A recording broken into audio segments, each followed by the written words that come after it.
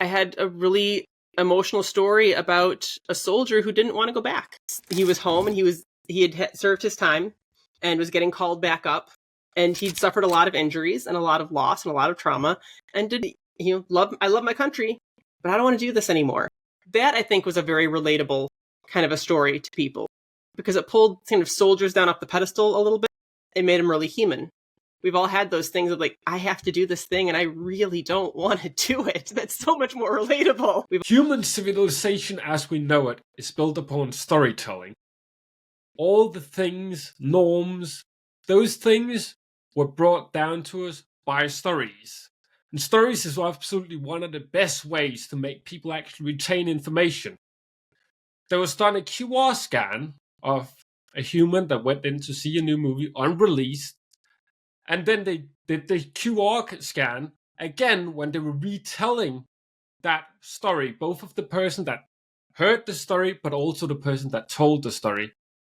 And the brain lit up in the exact same way. So if your story is good enough, people can literally tell it word for word nearly, even it's 1.5 hours long, which is why I got Dana on here. Absolutely great storyteller when it comes to marketing. But to start us off, take us back to when you first got into marketing, Dana. Sure. So marketing happened, I guess it was about 10 years ago is when I came into marketing. I came in the journalism route, which is a pretty common point of entry for marketers, or at least it was at that time. Storytelling has been forever. Even before I could write, I would tell stories. So journalism was the first way that I found that I could actually get paid to do it. When it was time to leave that career and step into something new, I figured, let's try marketing. I didn't really know much about marketing, but I knew I could tell a story. And I knew that I could be persuasive and informative. So that led me into that world. That's a different path than anybody else we've had on the podcast. So that's actually why we brought you on, because, well, as a journalist, you must have seen some cool stuff, have some good stories that we'll save those for a little bit later, just to stick on subject and not spend 30 minutes just talking about journalism and nothing to do with business. Right. So what would be like the key elements to you that makes up a good story? I think it's got to be about relatability and resonance. The listener or reader has to be able to, on some level, maybe not consciously, but on some level, picture themselves taking part in this story. Otherwise, you just don't care. Yeah. And that's where like universal themes come in, because if we get into things like fantasy, well, can your reader actually relate to trekking through Middle Earth to throw a ring into the fires of Mount Doom? Probably not. Not right? Really. So that's not, and that's I think where a lot of people get hung up. Is it, they're like, oh, well, I have to just tell a really boring story then, because most people's lives are pretty boring. It's about universal themes. Do we care about Frodo because he's a hobbit? No. We care about Frodo because he's an ordinary guy who's trying to do the right thing, even though it's really hard. That's what's relatable. Somebody who is, and then if you're, obviously I'm a Lord of the Rings fan, but if you, just to carry that analogy throughout that story, the ring tends to have an impact like addiction. And that is a theme a lot of people can relate to, either directly or indirectly. The temptations cast by something that you know is not good for you. That's another universal kind of a theme. So that's the core element of a good story, is something that I, the listener or the audience, can relate to and connect to, so that I can put myself into that tale. So it's almost like taking it to that next level, not thinking about the surface level things that get told in the story, but really the emotion that's involved in it. That's really the core. That's at the base of everything. Because you can have a really interesting series of events, and your audience might be interested in it, but what you were talking about earlier, where they can remember it and tell it word for word, that's not because it's interesting to their brain. That's because it created some kind of an emotional response. That's the way that our brains are wired. We remember emotional experiences far more accurately and longer than we remember purely informational experiences. Like, if you think back to being in school, you could probably pretty easily tell me a story about something funny that happened in a class or something shocking that happened in a class. I bet you couldn't tell me what the most interesting lecture was that you listened to. It might have been really interesting at the time. It really held your attention for that hour that you were sitting in the chair, but it didn't create that impact. Gotta turn off this tracking. Keep going. So that's really where you need to start, is what is the emotion that we're trying to create in our audience, that we're trying to connect with them on. Let's see. That's probably going to be the most memorable thing to anybody in that conversation. Because just not enough what? If anybody's just listening and not watching video, we just got an extreme close-up of mouse. Apparently the AI part of my camera decided I did some sort of motion with my hands that meant zoom in. I haven't quite figured out what it is yet, but I remember that because it's frustrating. And it's funny you mentioned school, because I had this like one scenario where I said something embarrassing, and I still remember it. And it's only recently I forgot what I said, but I still remember that scenario of just the whole class laughing at me because of the emotional impact it made. The same thing, I can think of some of the funnest moments we had on the school. I can tell you all of those, but you asked most interesting lecture, like, I don't know. Right.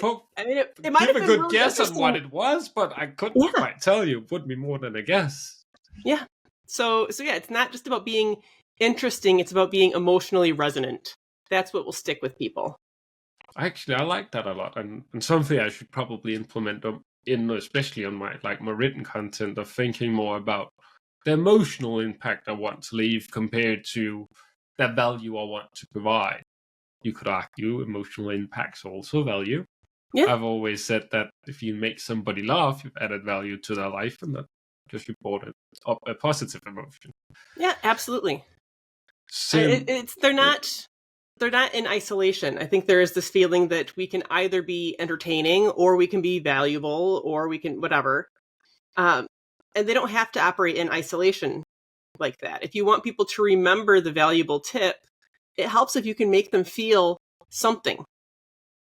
Make them feel understood. Make them feel a relief of pressure. Make them feel competent. But give them something to stick that value to. Well, now I understand why your content do so well generally. It sounds like you had that nailed down. But is there ever a story that had a big impact on your life? I imagine the answer would be yes. I'd be curious to hear the one that just pops up to mind when that question gets thrown at you. Oh gosh, there are so many. That's one of those really difficult questions, because after we get done here, I'll probably think of a dozen that I can't bring to mind right now.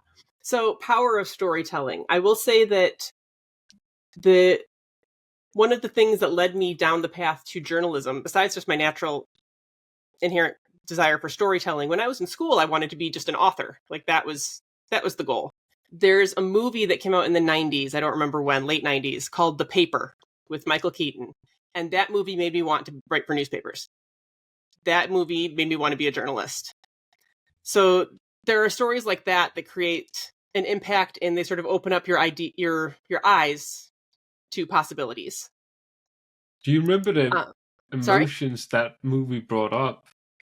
It was crazy. I'm watching this movie. It's a great movie, by the way. Highly recommend. It kind of got lost, but it's a great movie. Great cast. It's fast paced. It's fairly high stakes. But the people are all relatable. They're not action heroes, right? There's no terrorist threat. They're regular people in a workplace doing a job. And I could see myself there. I could see myself working in a place like that. I could see myself doing that kind of a thing. And it got me excited about that as a possibility, where I hadn't really thought of it. I knew about journalism, obviously. I was a teenager at the time. I read the newspaper. But I think sort of in my head, my closest media experience of what journalism would be like Lois Lane in Superman. And that was that was kind of ridiculous. That's not relatable. It's the relatable the same way of Frodo throwing the ring into Right, Mount Doom. exactly. Which, by the way, I'm going to go on a bit of a tangent here, but because I brought up Superman, I love Superman. I'm a superhero fan, but that is a very unrelatable character because he's not because he's a superhero, but because he's too perfect. Yeah, he does nothing wrong. Right, there's nothing. He has no flaws, and that's very boring and very unrelatable. I think that's why. I think in popularity, Batman is generally more popular than Superman because Batman is a flawed human being. Like he gets mad, he has demons. Superman's he's just too perfect. When I have two boys, and when they were little, when they would play superheroes, they had a rule that nobody can be Superman because Superman's undefeatable, and then it's boring. You have no conflict. So it's actually funny they made a character like that because generally, if you're perfect, that just it feels so unnatural. I think if you met Superman in real life, the thing that a person would have the biggest problem with was not that he could fly and you couldn't. He was perfect. It would just be like, ugh, feel unnatural. Ooh, you always feel disgusted by it. Somehow I was like, oh, this is too much. There must be something he's hiding. You get very suspicious. How annoying is this guy? Yeah. And I think over the years, the writers of the comic books, they kept coming up with new powers for him to have in order to make a certain storyline work. But now he has this power. And you keep doing that and they keep stacking up. Well, now he's invincible, and now we can't have conflict because he's invincible. So and they had to introduce kryptonite because they had to introduce some way to make him not perfect. And it's interesting if you kind of dig into the lore a little bit, just how complicated and convoluted, which is one of the things that happens, I think, when a property gets passed around to multiple creators over the years, is you end up kind of getting painted into a corner. And, well, this last guy gave me something that I can't work with now, so I need to find a way to start over. Yeah, I've seen that happen in other fantasy universes as well. If it starts prolonging for like 30, 40 years, at some point there's going to be some conflict about what two people said's not really going to match up. Because you got to make it make sense. And person might not have read every single comic, so they go in and just go completely against something that's printed on paper in the past. I love that. I love you pointed that out as well, because some of the best stories are like stories of people's flaws. Like when something goes really wrong, I always like to look at it. This is going to be a good story in the future, at least. Those are generally the best stories when everything didn't go quite to plan. It's like a little mishap in there. And talking about my younger son and I had a conversation just this morning about the Pirates of the Caribbean movies and how Captain Jack Sparrow is the star of those movies. But at least in the first trilogy, he's not the main character. And part of that is because he's not relatable. He's great. He moves the plot along. He's necessary to move the story along.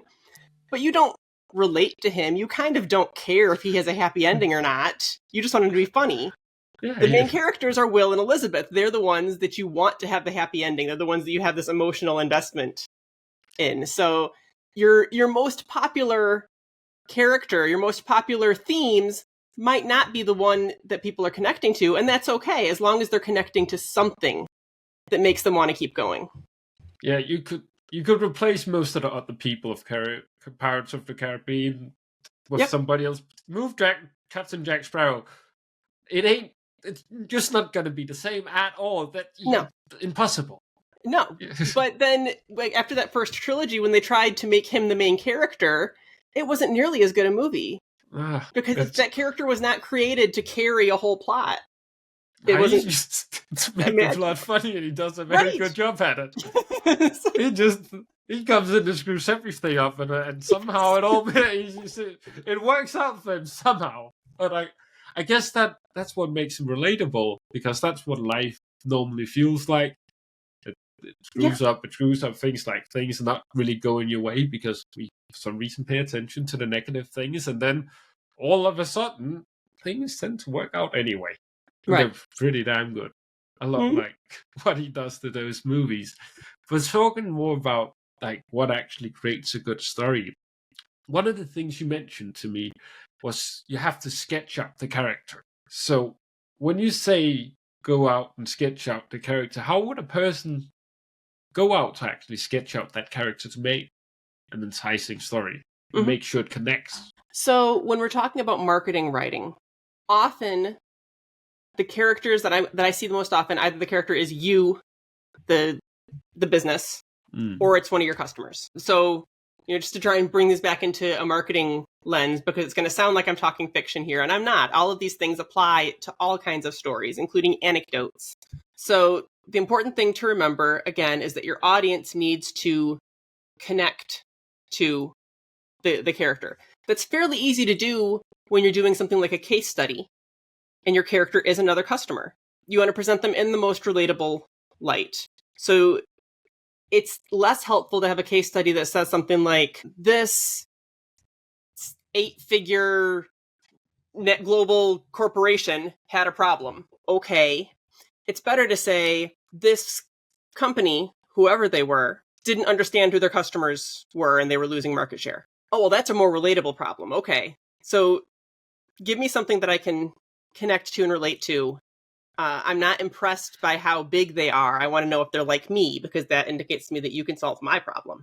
The problem a lot of businesses run into when they make themselves the character is they make themselves the main character. They try to make it their story. And frankly, I, the customer, don't care in any sense. Anything that's going to start with, we're excited to announce, nope, I'm out. Because I don't care what you're excited about. Tell me why I should be excited about it. Make me excited. And I know that seems harsh. And we talk about like about pages and people want to do business with people, and all of that is true, but they want to do business with people they relate to and people who are like them. So when you're telling your stories, you have to try and look at it through the eyes of the audience and not just through your own eyes. That might come in the editing stage. Maybe you kind of sketch out, here's the story I want to tell because it supports my goal of getting people to sign up for this thing. Okay, great. Now that you've got that idea down, stop, put yourself in your audience's shoes. How do I want them to feel about it? And now how do I make them feel that way about it? How do I make it about them and not about me? I like that approach. It's nice and simple. I like nice and simple approaches. Don't give me your 21-step success plan. I prefer 3 or 1, preferably 1, but that normally leaves too many things up to chance. And I also like how you went into the example of, well, this 8-figure business, not very relatable, and then just switching it into this business.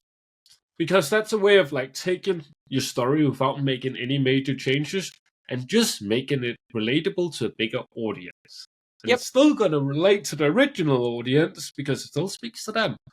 I think that's a thing that's often overlooked, especially when it comes to like a longer story. Like, how can I actually make the most people care about this? Because it doesn't necessarily have to be your target audience or your target customer that sees the story. As long as they know a potential target customer or target, then that'd be great for them to see the story. Because if they give it on, I think that's a lot more powerful than if they just find it in your feed because, somebody else I know somebody else I know and trust actually also sees this valuable. I should probably check it out. Now, if your target audience is only global 8-figure companies, then that might be an important detail to include. Yeah. So when you're choosing the details to include, just ask yourself, is this important to the audience?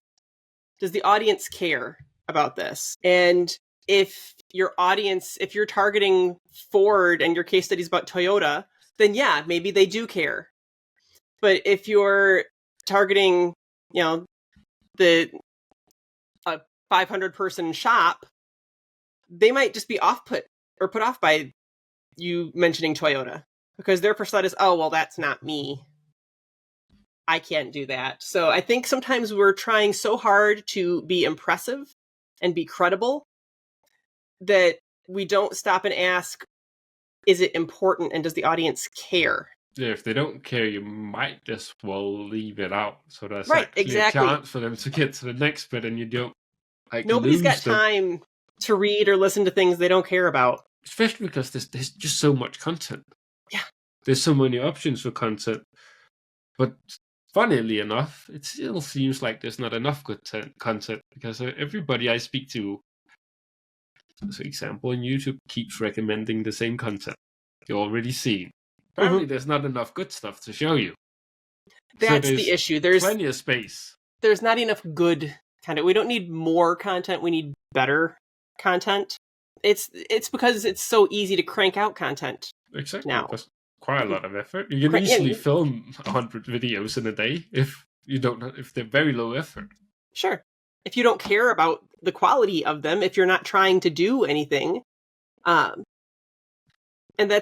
I'll get people coming to me where they're frustrated, and I understand they're frustrated because they're burned out. Like, I keep on writing these blog posts and shooting these videos and doing all these things, and it's not working. It's not doing anything. It's like, okay, well, let's take a look at what's in those blog posts and what's in those videos and who you're talking to and what they care about.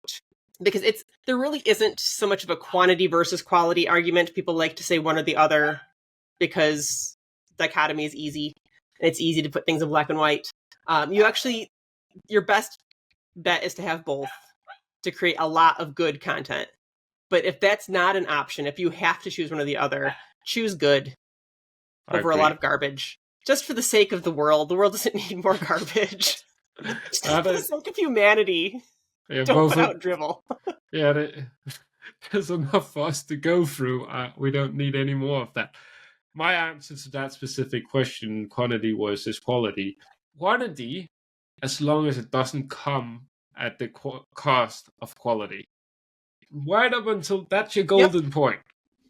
If it hurts at 1 to 5% for sure, that's minor details, but yes, not any major dips in quality just for the sake of putting out more content, because you would have been better off with your time putting that extra time into one piece of content that then at that point would keep getting recommended and recommended to people. Because that's a good thing about there not being enough good content is once you actually create some good content, that can get distributed to a very, very, very many people because they need it. But end of the day, they make money from people staying on the platform.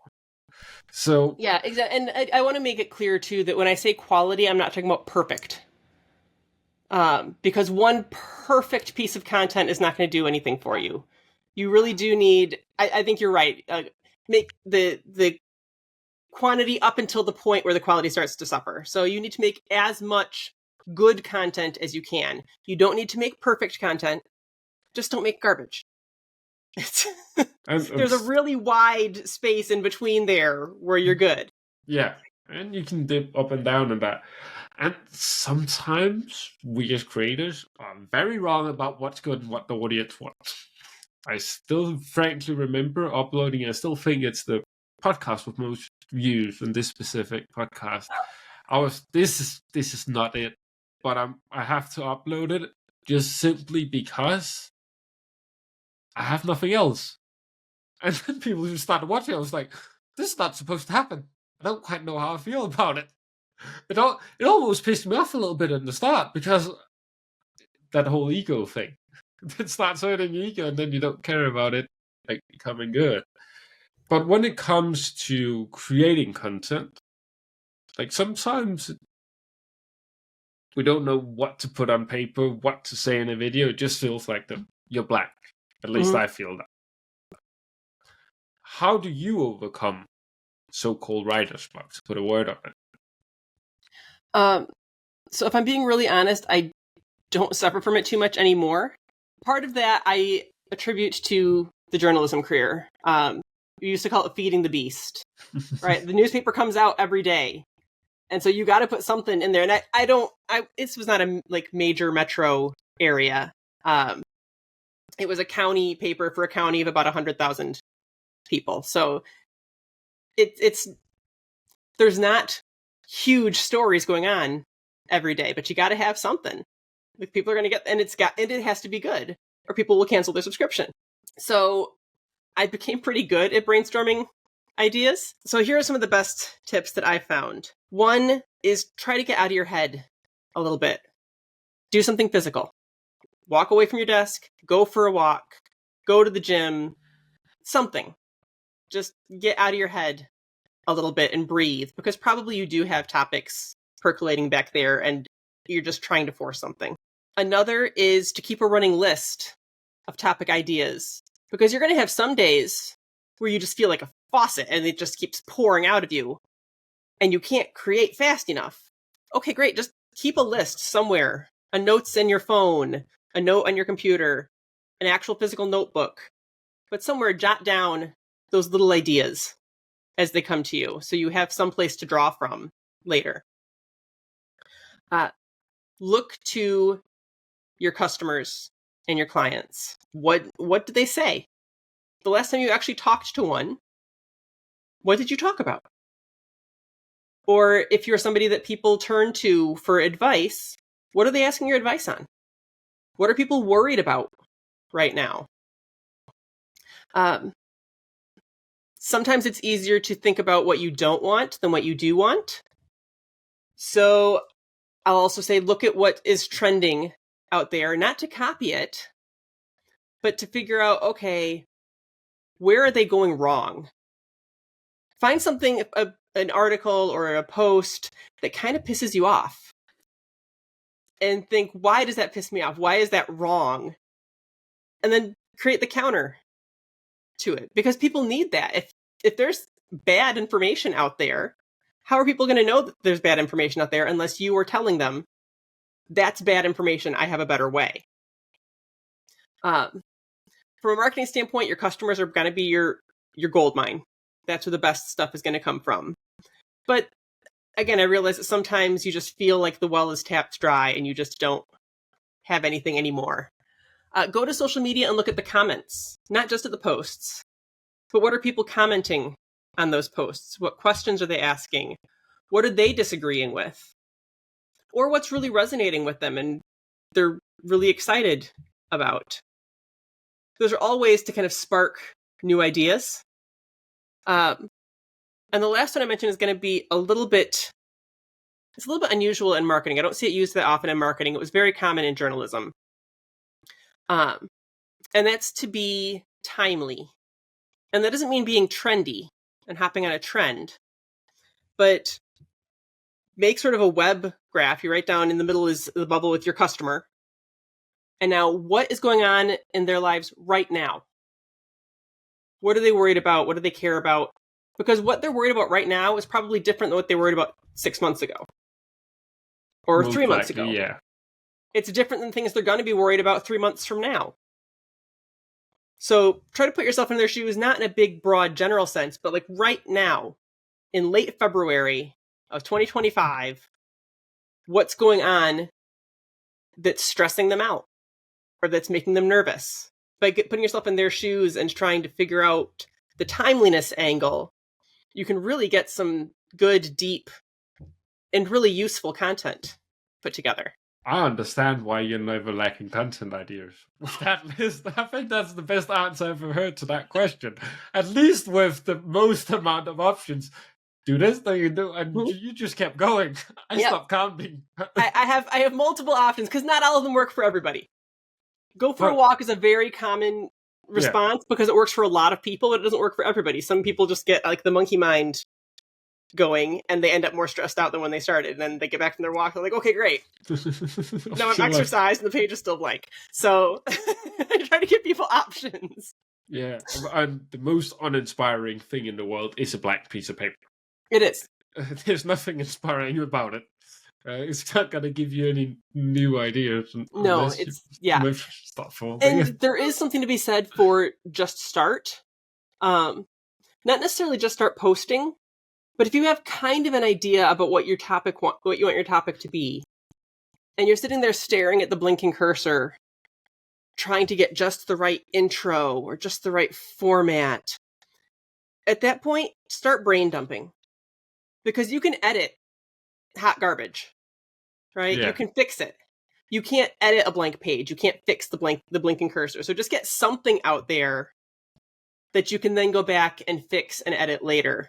That can help the creative juices start flowing so that it starts out hot garbage, but then some good stuff starts showing up. For me, that's definitely the thing that works the best. Is just going away from my desk. I normally do that, and then I just whip out my phone. And I just start writing something. Mm-hmm. I try to ask myself some rapid fire questions just to come up with, okay, this is how we're going to start, and then just start writing the post. Yeah. And most of the time, I end up going back through it all and changing up the format, the setup, the hook, all kinds of things. But at least I have something. If you mentioned it. Exactly. You have something to work with, and it's not so intimidating. There's a quote. I'm going to struggle to remember who said it now. It was a novelist who said it, and it's a quote that's often referenced by fiction writers about first drafts. And the concept is a first draft is just shoveling sand into a box, so later you can build a castle. You're not trying to build the castle while you're still filling the sandbox. You just have to have something in there to work with. And then you can always restructure. That's actually a really good one. I like that analogy. And since you've been a journalist, and I imagine there's some craziness in there with just how journalism is, you got to stay on top of things. What is like a crazy or fun story back from that time? Oh gosh. Some of the best ones I probably shouldn't tell because they come out of like court. Probably not a good idea. But they were the really funny ones. I covered the police and courts beat for a couple of years, so I have a lot of those stories. Oh gosh. So when I talk about relatable stories, one of my favorite ones that I did, actually there's two of my favorite ones. One was about a fire, and that's one of the stories that it's tragic, but you always try to find a different way of telling it because everybody's read stories about fires and they're pretty straightforward. It was a horse barn full of horses that had burned.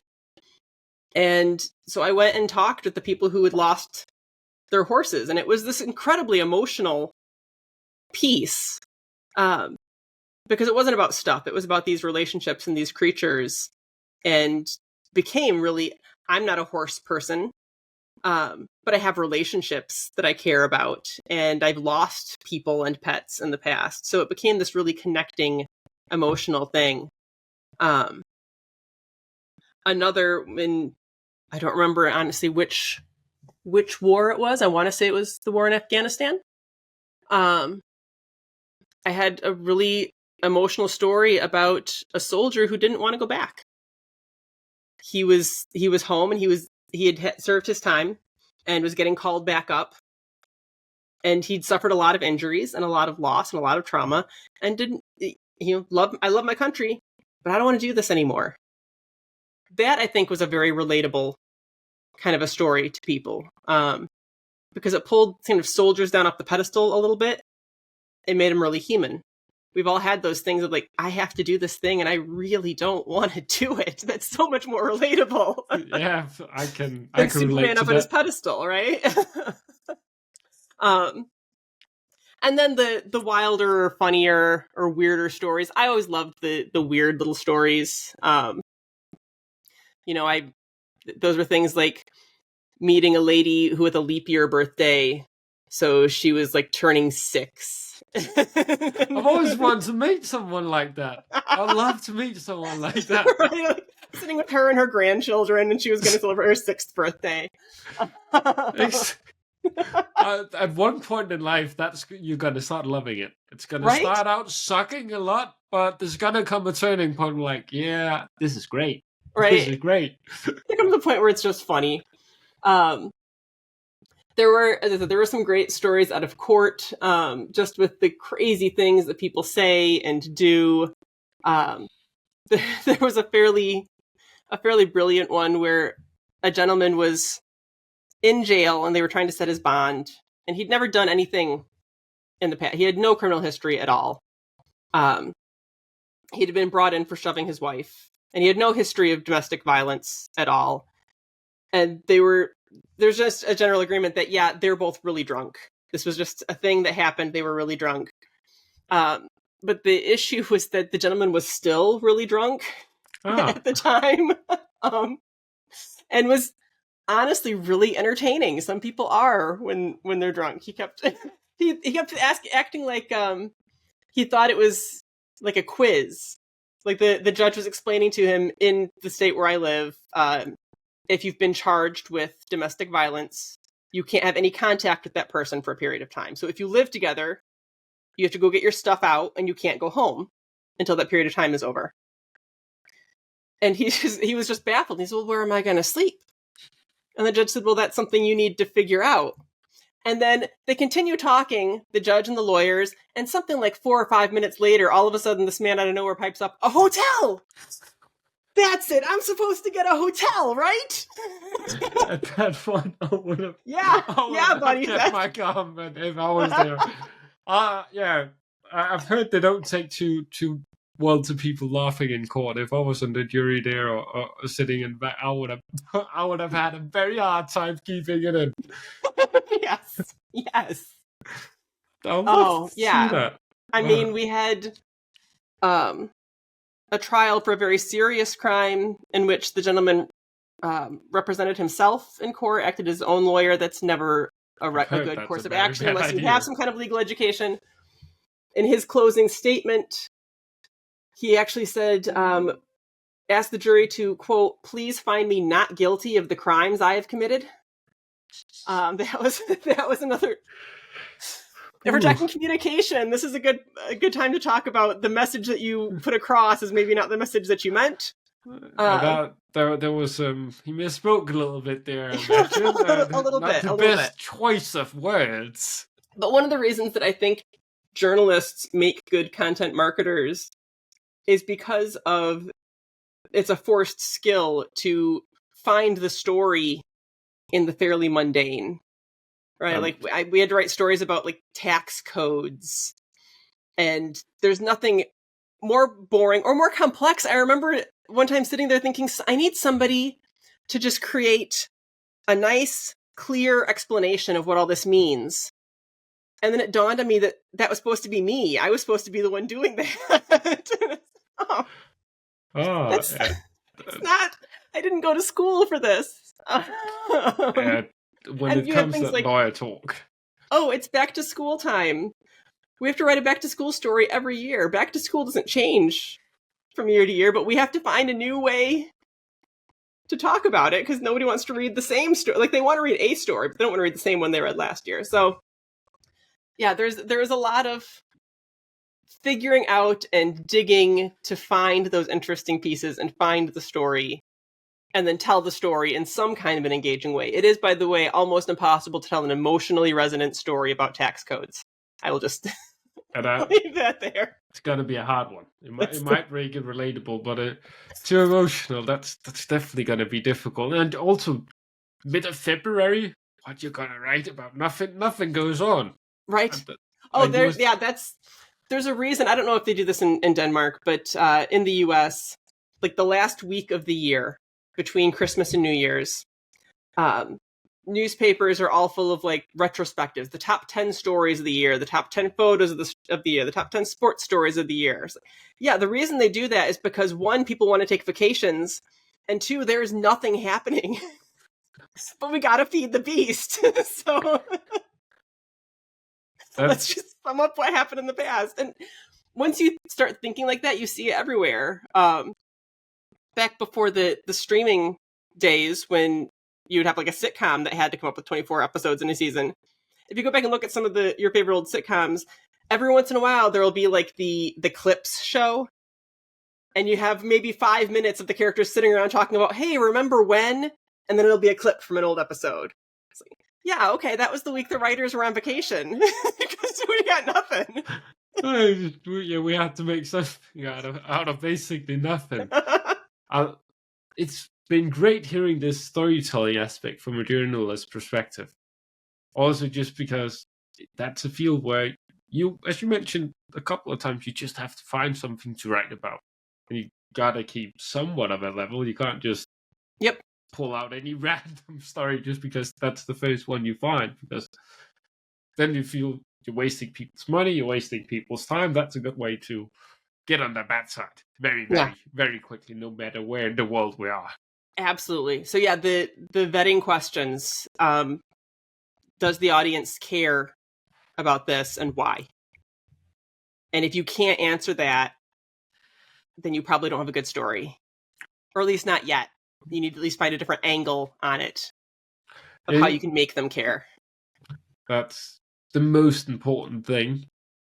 And sometimes people forget who they're creating the story for, because it's most of the time not ourselves. It is for an audience out there that's meant to read it. That's the intended. So we don't have to care about it or find it impactful necessarily. No, your audience do that. Mm-hmm. That's really who normally our audience and how we are as a person are somewhat similar. So it helps. It's a little bit relatable to oneself. But yeah, your marketing, your content is not about something; it's for someone. Exactly. So just shifting that mindset and that frame of, not what am I going to write about? It's like, okay, who am I writing for, and what do they care about? That's actually not a short gem from you. You had plenty of those in this episode. So for the people that actually want to get more of those gems, what would be a good place to find you? You can connect with me on LinkedIn.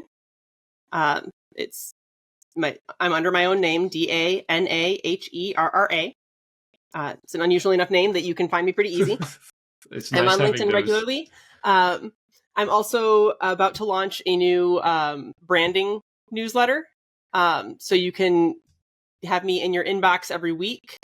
It's called 10-Minute Branding. So it's going to be one quick, actionable tip and how to apply it sent each week. You can find out more about that at, I don't know if you can put this in the show notes. I will. Yep. It's dana-herra.kit.com/10minute-brand. I will give you that for the show notes. If you're interested in the 10-minute branding email and finding out more about that, check the show notes for the URL. Perfect.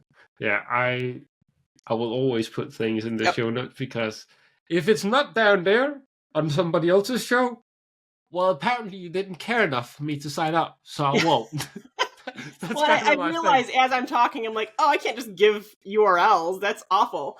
So well, it could have been a worse URL. It could be one of those like custom like form URLs, like 6-7 lowercase f shit there. Yeah, lost people. But there's punctuation and dashes. It's ridiculous. So yes, I'll shoot those over to you for the show notes.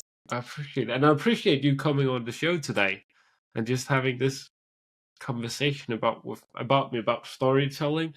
I definitely learned a lot, and with all of the gems you dropped in this podcast, I'd strongly recommend people sign up for that newsletter.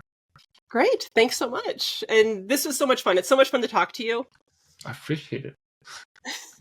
I'm really it's glad always a good when you have a show that you're somewhat entertaining to talk to. Otherwise, it would be a bit boring to host by myself. I have tried. It's a no-go. I don't know. I mean, even as someone who creates content like by myself, I don't think I could sit and talk by myself on a regular basis. It becomes very, very, very random. Let's say it like that. I go on some sort of tangent. We're off subject in 10 minutes. But find those Dana's links down in the description. And thank you, everybody, for watching.